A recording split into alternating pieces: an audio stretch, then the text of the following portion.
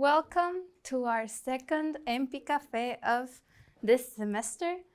Today is What is History?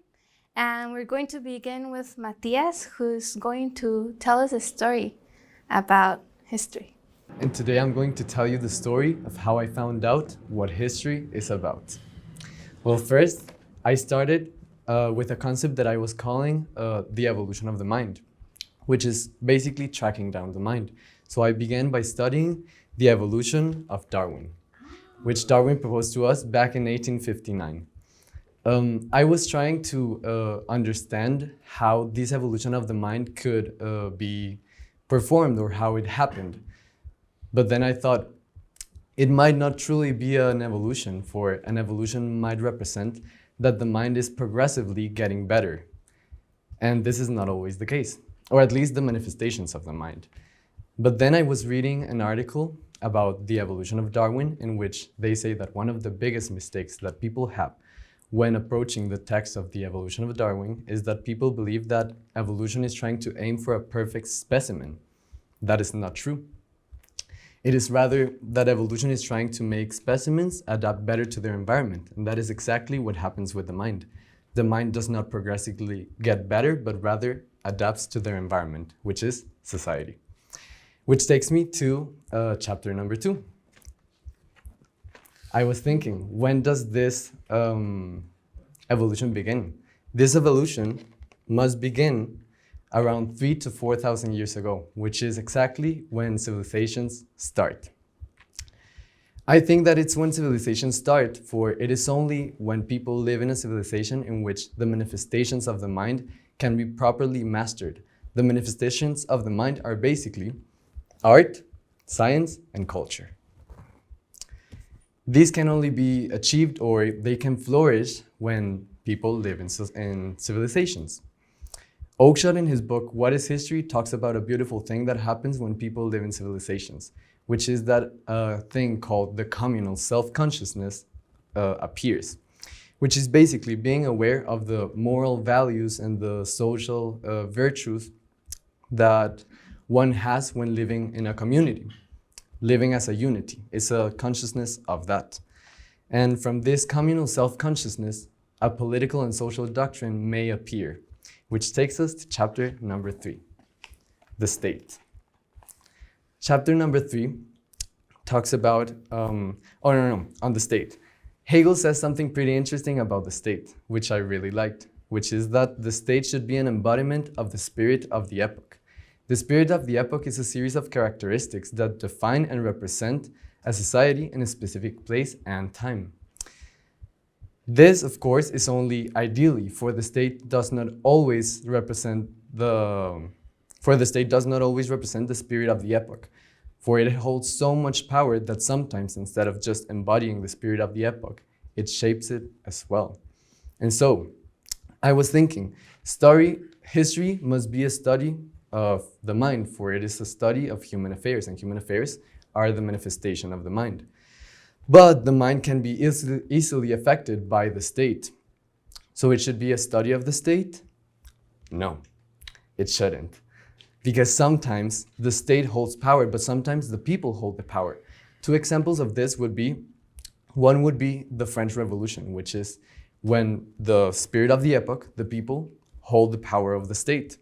And another example, which would be the contrary thing, would be the dictatorship of Urico here in Guatemala, which was a clear example of how the state can truly shape the spirit of the epoch. And so I was thinking, what is history about? Chapter 4.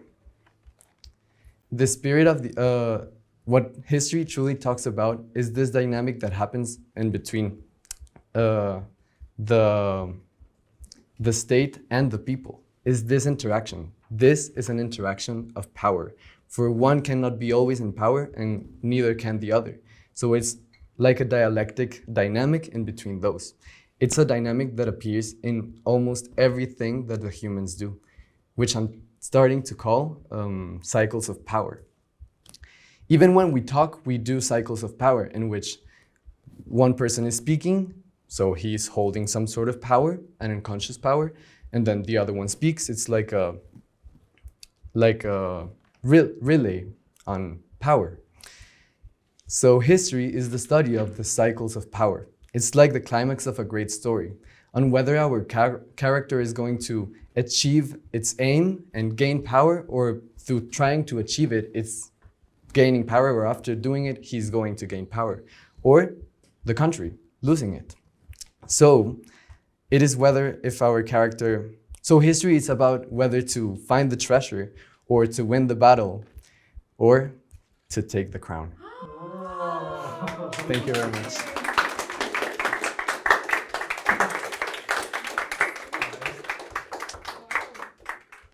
Now, Javier is going to present to us his presentation on should historians wear watches. Good morning, mentors and MPCers.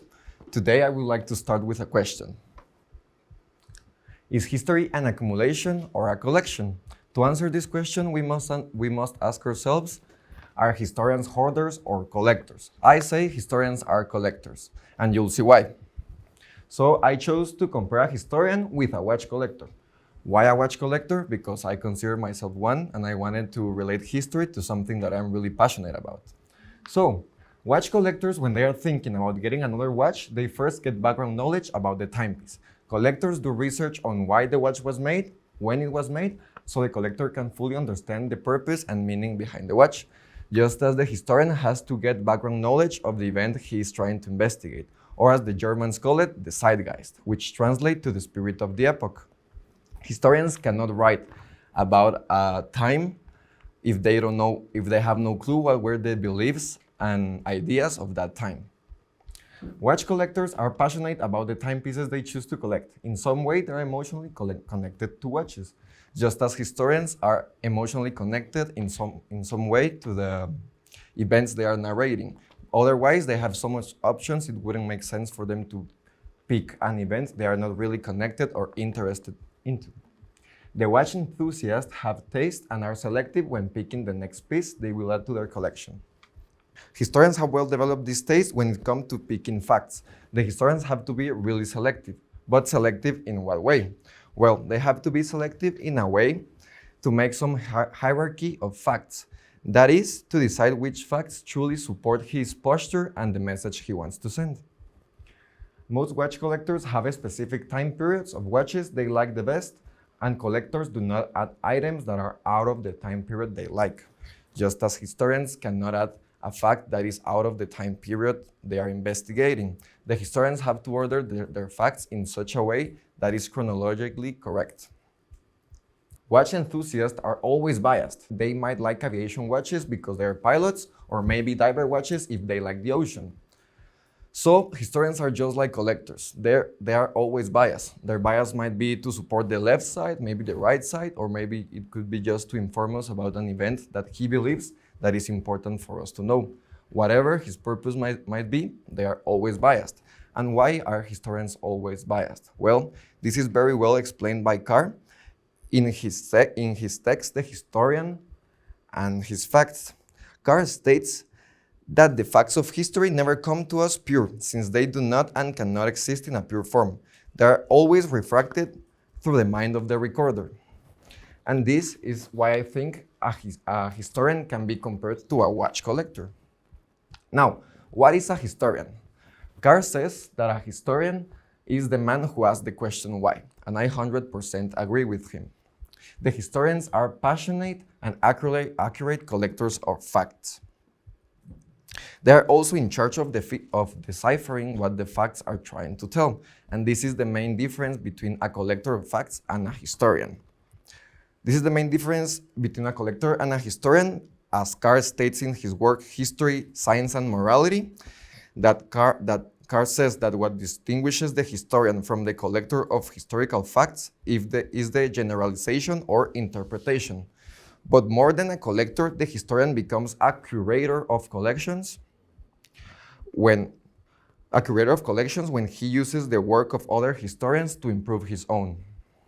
So, what is history then? For me, history is a collection of facts interpreted and narrated by many historians, but never truly deciphered or understood. Thank you.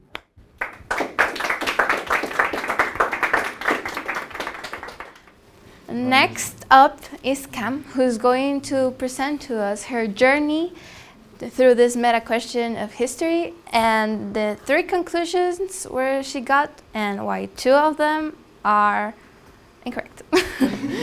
As Eileen said, I wanted to present to you my journey through history.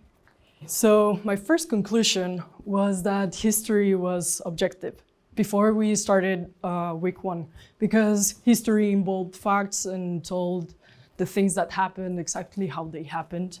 But then we started getting into the texts, and we were looking at the job of the historian, which would be collecting facts. And Carr, in his book, What is History, describes facts as datum of experience.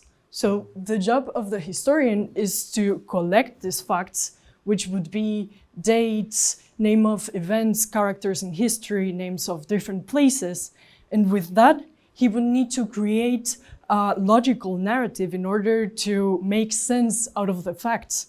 Because if someone says Europe, autumn, and war, it wouldn't make that much sense because it isn't painting you a picture. So Carr, in his book, quotes Hosman, saying that accuracy is a duty and not a virtue. And by that, he means that the historian's job is to tell the story exactly how it happened, the more attached he can to reality. So with that, I can go and talk about the historian and his responsibility. Carr, in his book, gives a story about a smith who had a really bad day and was being really rude to someone else. This other person, the first thing that he did was to try to diagnose the cause of the smith behavior. And the problem here, says Carr, that by doing this, the moral responsibility of the person is taken away, because one is blaming the cause and not the other person, because the other person has free will and can decide how to behave. So with the historian, he could be blaming the cause instead of a person. He could be taking that moral responsibility of a person away. So he has a lot of power and he can give or take away that responsibility.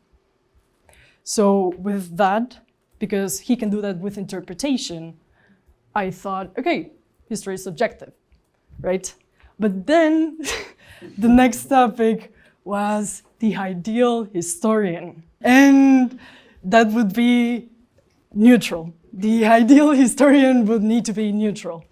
And Oakeshott, in his book also named What is History, says that the historian needs to be biased with his present in order to understand the things that had happened in history and in order to explain those to other people.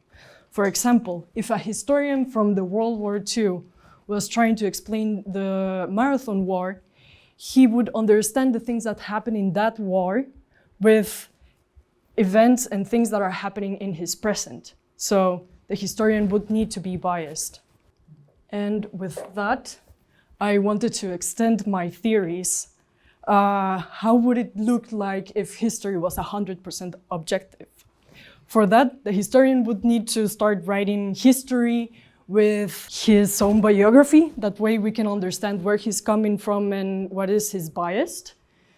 Also, he would need to start writing about histories from the first thing that is known to the man to the point where he's trying to get at. And from that, he would need to read every biography of every person that has ever existed. And from that, I concluded that history being 100% objective is fiction, because it's an impossible task. And history being 100% subjective would lack facts and would be only interpretation, so it would be also a kind of fiction. So from that, I concluded that history is a mix of objective and subjective, of facts and interpretation. And for that, the historian needs to be biased. So history is written with ink of the present. Thank you.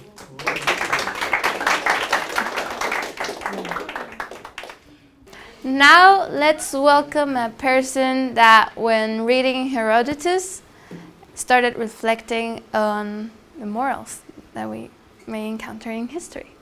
So welcome, Jose. History for me, after the meta question, what is history, was only about the dates, the person that take place, that are in these dates, and what things happen in these dates. But now that I look back in the beginning of the year, of the meta question that will teach us about Herodotus, I really think that history is not only about dates, it's not only about repeating the things that people say to me. Yeah, I know that Second World War happened, but that doesn't mean that I can't learn what is good or what is bad about Second World War. I have my own opinions with Second World War. I will say that nuclear weapons has never to be used because we see the disaster that these things can bring to the future.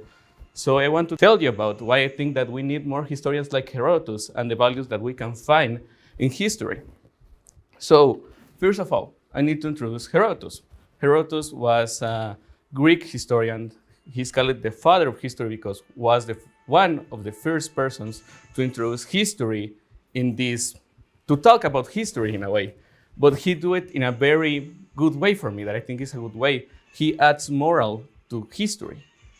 I think that morals in history are important because, like I said before, if I only repeat the things that happen in history, I am only being like, this happened in this date and this person is bad, that doesn't bring a good thing to the table anymore because I am already repeating, like I mentioned. So to introduce this topic, I want to talk about the history that will introduce us, that we'll introduce in class, that is, count no man happy until the end is known. So to resume this history, to make a quick summary of the history, because I only have 5 minutes and it's a lot of time, it's not a lot of time, we have 3 important characters. We have Croesus, that is the ancient king of Lydia. We have Solon, a wise sage and Athenian lawgiver, and Tellius, the Athenian. So, first of all, Solon go to the palace of the king, and the king asks him, who do you think that is the happiest man alive? And the king, with all his goodies, all his luxury, is thinking, and I am the happiest man alive.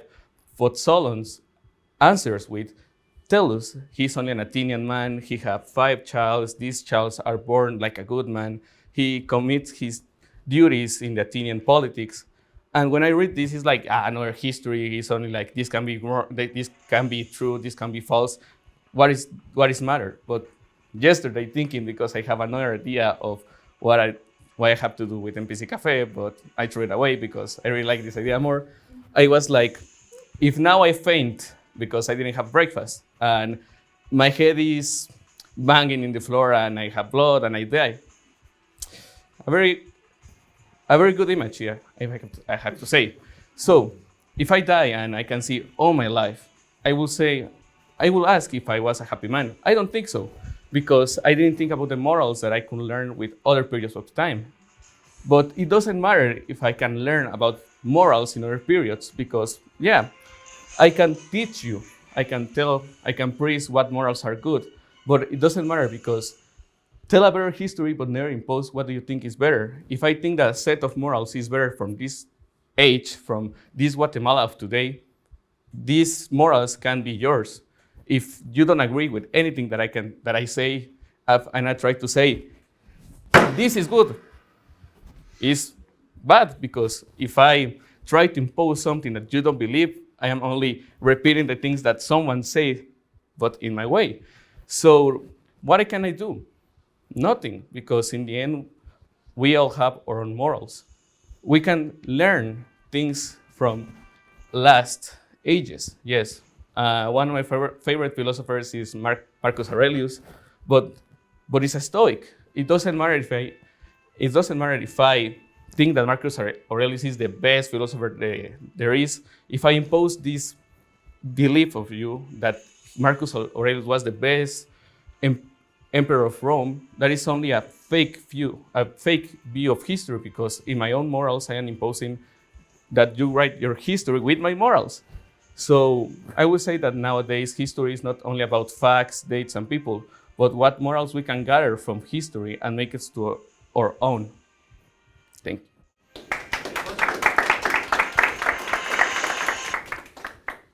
Now Isa is going to present her interpretation of history with art. For this MPCafé, What is History, I'm going to present you this painting and this video that is the process of the making. So first, let's talk about the painting. As you can see, I drew a lot of eyes in the middle. Those eyes represent people, all of us. And among people, we have historians. Those historians live in a society, they have ideas, beliefs, and they are the ones that collect the facts and tie them together to share with us what is history.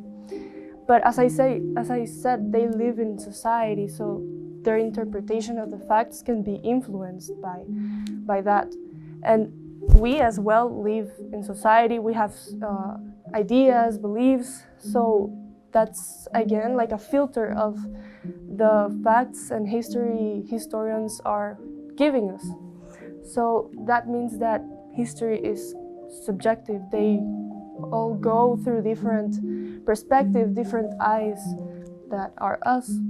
So now here, I made some circles that are not uniform. They represent the motion of history for me. As you can see, they're not perfect at all. So they represent how today we are studying certain events of the past and how in the future we or they will be studying the same events and they will get to new conclusions and new learnings, and that's why here, as you can see, the circles collide. And that leads us to this. There are some roots that represent how we get to different conclusions through history. As I said, it is subjective and we choose what to learn about history. So there are a lot of different conclusions we all can get through history that changes from person to person. So if history is subjective, why do we write it? My approach to that question is we are rational beings and we are aware of death, which is scary. So a way of immortalizing humankind is writing history.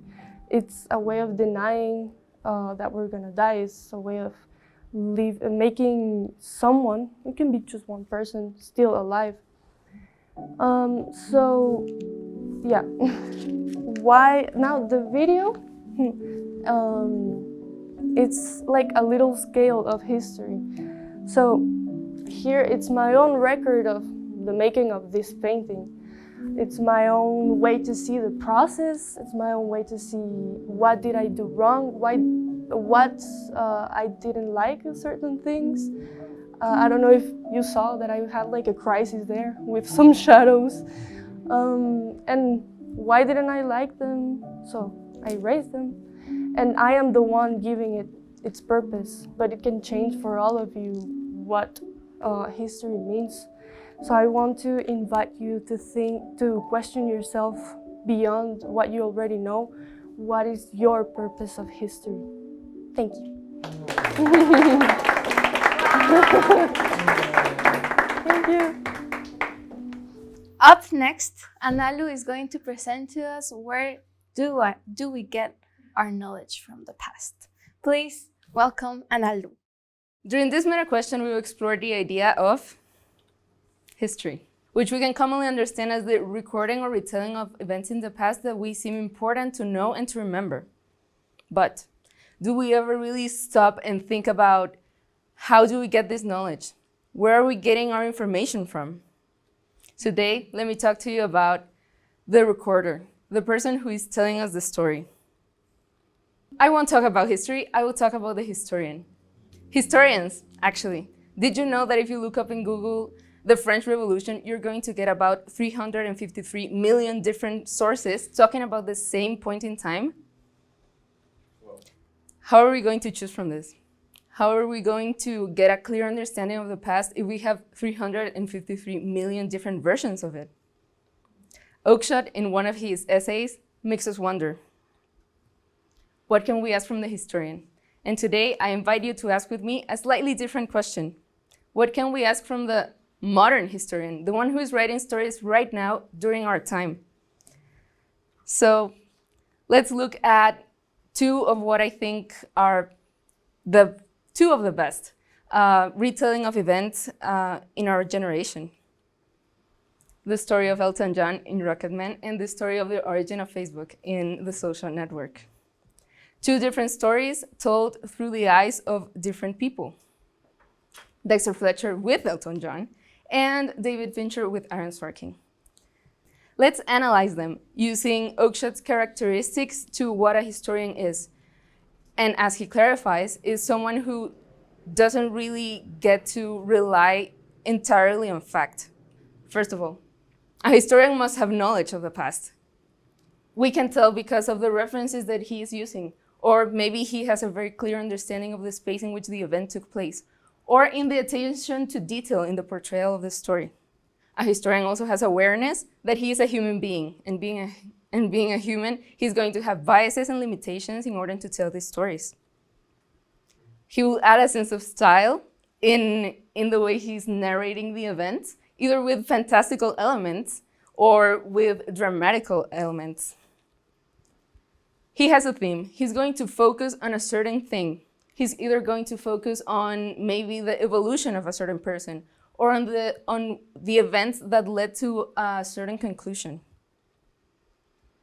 Then he's going to give importance to what he is saying. He's going to make us care about the story. Why should we care about the past? And he's going to make us see that. And lastly, but not least, he's going to add his own interpretation, and he's going to give the context for it. He's going to let us know why he's telling the story that he's saying, and why is he telling it in this way.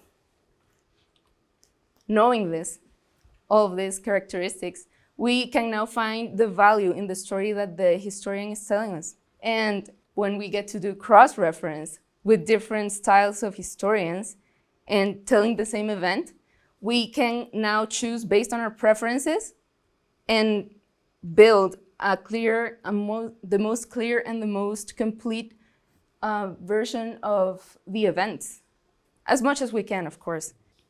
But if anyone who has these characteristics is possible to be a recorder of history, then what can we really ask from them? What I say is responsibility. But if 100% accuracy with the fact is impossible, because of course we are only human, then responsibility to what, you may ask me? As one of the historians that I've just talked to you about, Dexter Fletcher said in talking about his work in Rocketman, these stories are flights of memory and feelings rather than fact. So what we must ask the historian is responsibility to the memory of the past. Not to get every fact accurate, because as I said, it's impossible, but to make us understand what it was really like back then, how it felt like. We must ask him to be as true as possible to the experience. Thank you very much.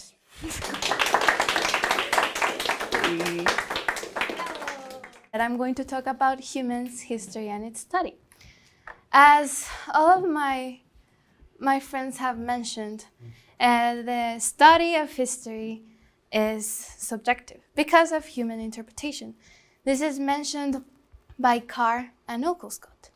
There seems to be this thing that is, this truth that lies, that I will later say where it lies. But as time passes, we get farther away from what is.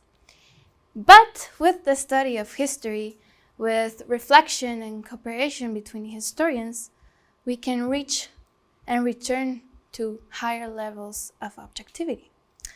But I don't merely assign this subjectivity to interpretation. Well, yeah, but it's not that easy.